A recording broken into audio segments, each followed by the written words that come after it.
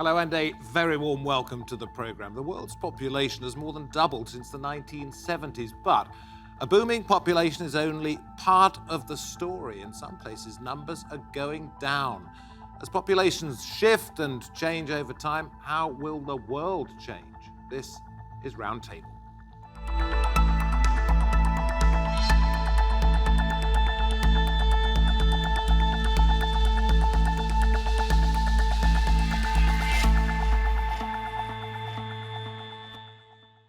Good to have your company. I'm David Foster. The world population is rapidly approaching 7.5 billion and will be 8 billion by 2024. The fear of overpopulation is widespread, but is it actually a serious problem?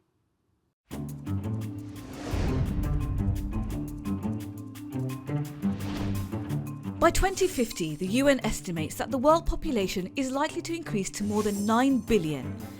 China and India are the most populous nations on the planet, with 1.4 billion and 1.3 billion people respectively. But in places like Poland, Japan and Serbia, populations are in decline. Some organisations studying our increasing population suggest it is a moral duty to have smaller families. And some scientists argue that overpopulation is the main threat to our planet. But others like Charles Eisenstein say that overpopulation plays into a colonialistic narrative, that the highly fertile masses of the global south are to blame for the environmental crisis. So is having a bigger population a burden on the planet, and will population control help? And I'm very pleased to say that joining us from Ottawa in Canada, we have Rewat Deonandan, Professor of Epidemiology at the University of Ottawa, who does not believe that overpopulation is a problem. We go to New York State next, and Rajani Bhatir, Associate Professor for Women's Gender and Sexuality Studies at the University of Albany, who believes that population controls never worked. With me in the studio, Karen Kuliman, population ethicist, who says overpopulation is a strong cause of climate change, and Alistair Curry joins us, Head of Campaigns at Population Matters, who says we should have fewer children to save the planet. A very warm welcome to each and every one of you. Rewat, I know you said call me Ray. Okay, so Ray, first of all, population doubled since the 1970s. There are now 15 people per square kilometre on this planet. There will be another 76 million people born this year. And you say there's no problem. That's not entirely what I'm saying. I'm not saying that population might not be too large. I'm saying it's not so big of a problem that we need to freak out about it. And I say so for three reasons. First is that while there are parts of the world where population density is daunting and draining on resources, it's more of a matter of resource distribution. For example, we waste about 1/3 of all food produced for human consumption, 1/3. The second reason is that the ecological footprint created by rising populations is mostly in those parts of the world where there isn't a lot of population growth. One person in the developed West consumes far greater resources and produces a much bigger ecological footprint than several hundred, possibly 1,000 people in sub-Saharan Africa. So a lot of this is wrapped up in racism, sexism, and even some classism. My third reason is because of something called the demographic transition. So if indeed our goal is to see population decline, there is no need to enact draconian interventions like compelled small families, one-child policies, that sort of thing, because there is a trend observed historically in many parts of the world that the more we invest in certain kinds of benefiting interventions for populations, like education for girls, like economic security, like food security, people make natural decisions about family planning leading to population decline. We've observed this endlessly throughout history, and we're observing it now in real time across the world. So that's why population growth has actually slowed and is anticipated to peak later this century and then decline thereafter. Let me go to Rajani on this one. The point is that people make sensible decisions if they're economically in a position to do so. And yet looking at this graph here, which shows that Africa's population is going to be 4.2 billion by the end of this century, whereas in other parts of the world it is actually going down. And Africa is probably one of the poorest places on the planet. That argument doesn't really hold water, does it? Yes, it does. The issues that Ray brought up about carbon footprints relative to other places, when we focus on population, we inevitably do not take into account these issues of inequality, deep inequalities.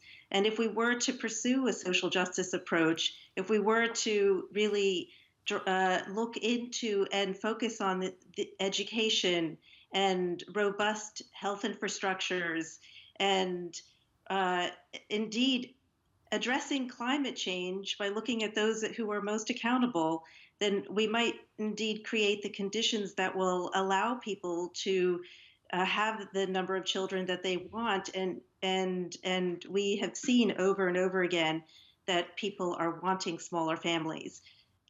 Okay, let me come to you, Alistair. Population Matters, your group. One of the patrons, Professor John Guillebeau, actually said, unless we reduce the human population humanely through family planning, nature will do it for us through violence, epidemics, or starvation. His version of the Malthusian factor, if you like. I don't think it's right to call it Malthusian. I think people understand intuitively that more people consume more resources, and people understand that more people make an impact on the environment, whether it's climate change, whether it's habitat loss contributing to biodiversity. I think all these things are intuitively obvious. So the question that we need to ask in those circumstances, particularly when we know we are in an environmental crisis just now, is does population, do the numbers of us make a difference, firstly? And then secondly, are there ethical, viable things that we can do to address it? And the answer to both those questions is yes. There's a false distinction between saying, well, either you look at population or numbers, or you look at social justice or consumption. They're all part of the problem. They all need to be addressed. This Professor John Guillebeau also said that the world's population needs to be reduced by 2/3. I think how many of us there should be on this planet depends on a whole load of variables, including in particular how we behave. And Do you agree with him on that? No, I don't think we can say that. I don't think we can say there is a number that there should be on the planet, because it depends on how we live. There's a perfectly legitimate argument that says 2/3 is a reasonable number, but I think we need to look at the way that we behave and the choices that we make about consumption. We know we all need to live more sustainably, and we can't go on with the level of wealth and consumption that we have just now. Absolutely no way can we sustain our numbers while we're living as Karen, large as you've now. probably got something you want to say in response to what you've already heard. If you do, by all means, say it right now. Okay. And then I have a question for you. May Yes. I? Okay. So before anyone starts thinking who's to blame, everyone and no one. Everyone and no one. This is not people being evil. This is not people just trying to do something bad for the planet. It's people just living their lives. People in the West in industrialized countries have better access to means of consumption and better opportunities to consume. Therefore, they consume more. People in poorer countries find it more difficult, but if given the choice, they would consume more. They would like to. They would like to consume more. And people are having children in the West. People are having children in other industrialized areas of the world. People are having a lot of children in poorer parts of the world. And all of those are not villains. These are normal people, all of them entitled to human rights, all of them just going about their lives and not thinking of themselves as doing something wrong. But Quite what possibly, this is, but your concern is that they may be doing what comes naturally. yes, but it can't go on. It's a collective action problem. There's no point ignoring the problem by claiming that there's some sort of justice-based argument that will make overpopulation cease to be a problem. Our objective reality does not respond to justice-based arguments. Though they are relevant to our response, they are not relevant to assessing the problem. The problem is serious. Overpopulation affects people who are poor hardest than people who are wealthy. Climate change, one of its manifestations, will hit people who are poor and younger hardest than everybody else. And to just pretend that this is not happening because we don't feel comfortable talking about the problem is a very serious dereliction of duty. Okay, so what is your answer to this? We do have to talk about procreative restraint for everyone, wherever they are in the world, procreative restraint. We cannot have as many children as we like just because we would like to have lots of children. This is not the planet that we are in right now. How do you do that? How on earth, other than through education and perhaps We already a do drop of persuasion, Yeah. how do you make people do that? people do not make these decisions in a vacuum. They're making those decisions in a cultural setting, a social, familial setting. And for generations, maybe thousands of years, humanity has been inculcating people, you must have children, whether or not you like to, whether or not you really feel like it, have children. So right? how do you say to a family in Africa where mortality rates have been high for a long period of time, that they're not to have 8 or 9 children because that's going to damage the world, when they know that maybe 3 or 4, maybe 5 of them are actually going to die? How do you say that to them when they aren't actually really causing the problem to the planet? It's other people elsewhere with 1.3 children. We could talk about blame all you like, but the reality is the woman in Niger who's having 9 children on average, many of whom will be married off as children, is causing harm to her children, whether or not she means to. Those children are being put into harm's way. They are not being brought into a situation that is conducive to human flourishing. Okay, this is not right. Well, let's throw that back over to Brajani first of all, and then we'll come to you again, Ray, because I could see you making a sign that you wanted to say something, Brajani. Yes, thank you. I think the problem formulation does matter. It matters how we formulate the problem. Where exactly is the crisis? Is it really in the numbers of human beings? This is a problem that has been reformulated over and over again, and it always speaks to a kind of crisis, whether it was the population bomb from the 1960s and 70s, and always blaming population numbers or human numbers for everything from the spread of communism to human conflict to environmental degradation to now climate change. And those are all serious economic, social, environmental issues that we should be addressing. But the problem formulation does matter, and it leads to abuses that we have that have not fully fallen away. You know, this is an intensified population control measures that have led to sterilization abuse, that have led to the coercive distribution of contraception and unethical testing of contraception around the world. And we are still reeling from the fallout of these abusive measures, which have spilled over into the 20th century, quite frankly. Can I put that to Alistair? I'll come back to you, Ray, in just a moment. If not downright directives, then it is coercive. It's a form of pressure on people to reduce their families. No, I mean, it's very hard because there are different dynamics in different places. I think we should be very clear that people in Niger and places like that who are having large families, they are doing it because of the circumstances in which they're in. And that's not going to change unless we change those circumstances. So that means, and we've heard already, it means things like getting rid of poverty. It means empowering women. It means providing people with family planning. It means providing people with a high-quality education. All those things are being done, but not fast enough. We do those things properly, recognizing not just that they're right because they're human rights-based solutions, but because they actually help us to address. But having a larger family is part of their insurance, isn't it? Because they know that they're going to, if there's a 50% mortality rate, let's say, and that is just a guess, in that particular group, they're going to need the remaining 50% to help to bring in food. I mean, that's why until you change the social circumstances, you're not going to be able to do this. So telling people now that in that situation that they should use family planning is just not going to happen. Let's be clear that there's an enormous appetite in the places that you're talking about, that we're talking about, for family planning, for empowerment. More than 270 million women in the world who would like not to be pregnant, are not currently using modern family planning. So we've got a big job to do simply in empowering people to make that choice. But once they are empowered to make that choice, and we are empowered to make that choice in the developed world, in the rich world, by and large, then that's a choice that we should exercise responsibly, particularly where we're rich. This is for everybody, but I'm going to go to Ray first of all, and you may have something you want to say first, but is this a form of eugenics? Is it not sort of deciding who should and shouldn't procreate? Yes, but before I get to that point, I want to point out that historically, people make decisions based upon their economic self-interest. We observe this time and time again across all cultures, all geographies. In sub-Saharan Africa, where infant mortality is high, it makes economic sense to have more children because fewer will survive. As well, it's an agrarian economy for the most part, transitioning to a manufacturing economy. Agrarian economies require more workers, more children. Manufacturing economies require large numbers of people as well. The rest of the world has transitioned to service-based economies, which require less labor. So as the economic transitions occur, we'll see natural transitions to fewer families as well. To answer your question about eugenics, there is something that the pro-natalist and the population control crowds have in common. They all say the same thing.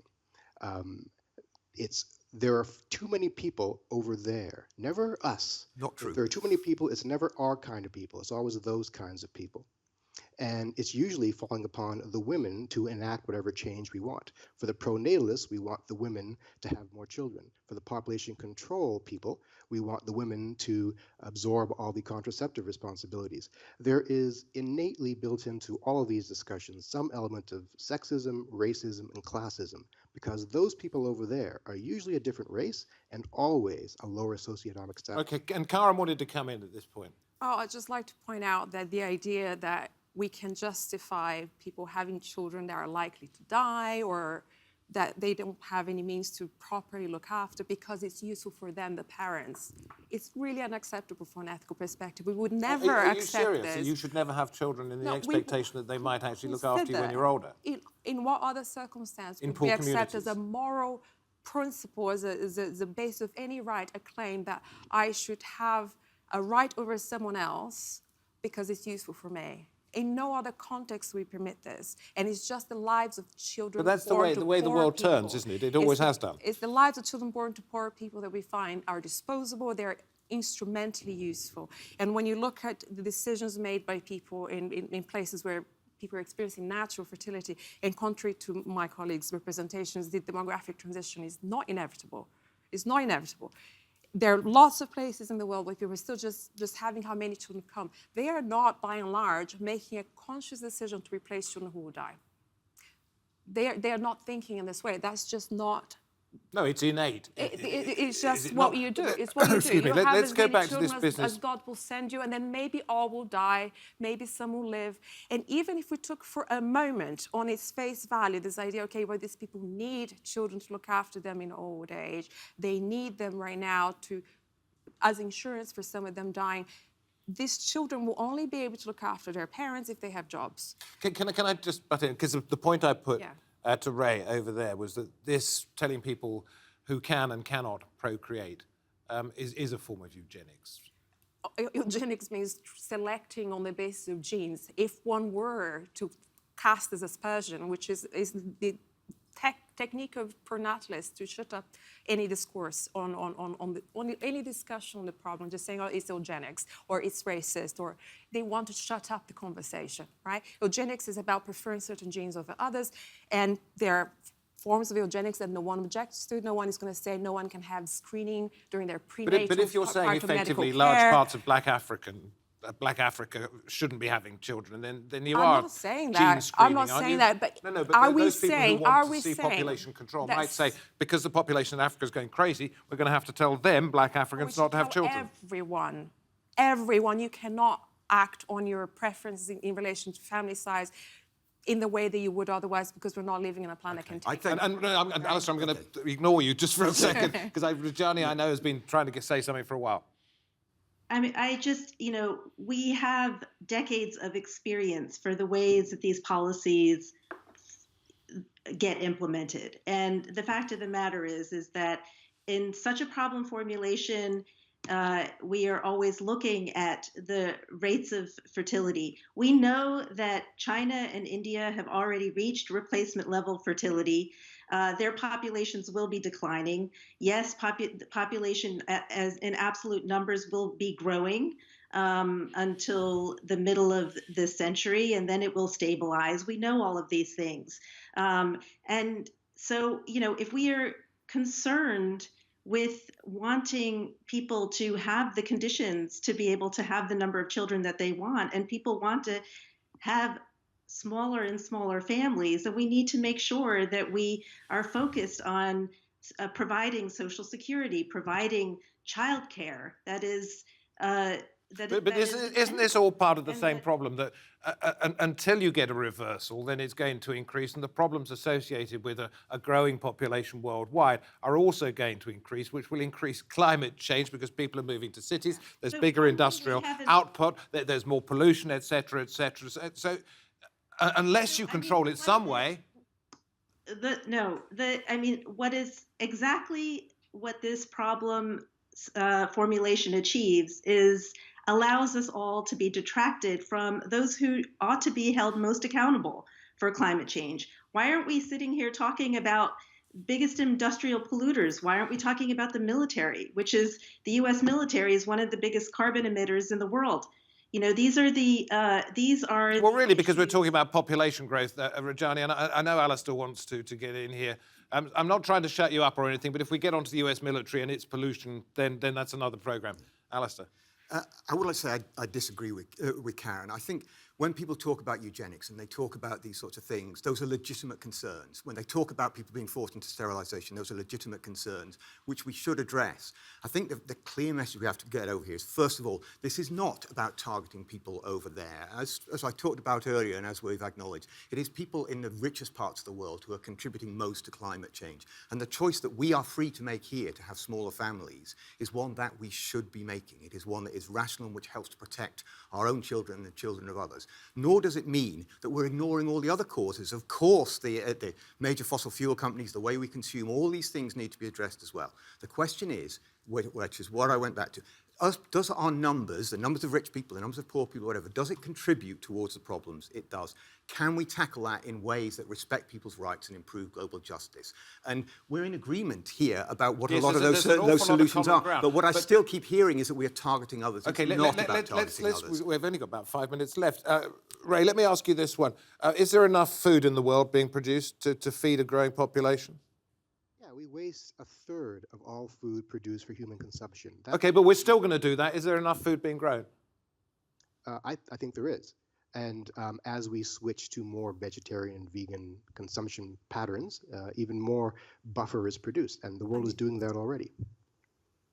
Karen, cut in. The Food and Agriculture Organization, the UN, have already sounded the alarm on the vast degradation of agricultural soils. We need those to grow food, and we're degrading them rapidly by producing food. So right now we can say, right now we have enough food, but we're on a downward trend. Climate change is going to knock down productivity of major crops, anywhere from 10 to 50%. We don't know how bad climate change will be, but on current trends. If you want to know, go back and look at old editions of Roundtable. We've done food, we've done climate change, we've done alternative means of growing. Consider all of these trends in a world that will have 50% more people at the end of this century, 50% more people, perhaps 50% less food. And yet we can say, well, maybe everyone would be vegan, but how realistic is this in a world where we can't even agree to circumscribe ourselves to fewer children, which is a relatively easy decision. People do that all the time because they can't afford to, or because they just don't want to have that kind of family. And now change a diet across multiple cultures, everything, and everyone become a vegan. That's a very we've done dangerous as well. guess. Ray, I wanted to ask you this particular question. How do you see the world looking? Because you're suggesting that we need to make it a fairer place so that people in the poorer parts of the world who have large families don't necessarily have to do that any longer, that we spread social justice around. But that's going to take a long time to come. So how do you see it in the next 50 years in terms of population and overburdening, perhaps, or not? It's a difficult question, obviously, and you can't see into the future, and all sorts of crises may come around the corner, like a pandemic. Who knows, right? But in the ideal scenario, and I think the likely scenario, we will see a global transition to service-based economies mostly, with a limited reliance on manufacturing-based economies, which require fewer people. Now, the energy requirements for service-based economies are much higher, and that leads to a different environmental question. Right? So if we can make technological strides in producing clean energy, this problem mostly goes away. But I want to say that we're danced around this fact I pointed out, that we waste a third of food produced, a third. And that has to do with transportation and storage. This is a solvable problem.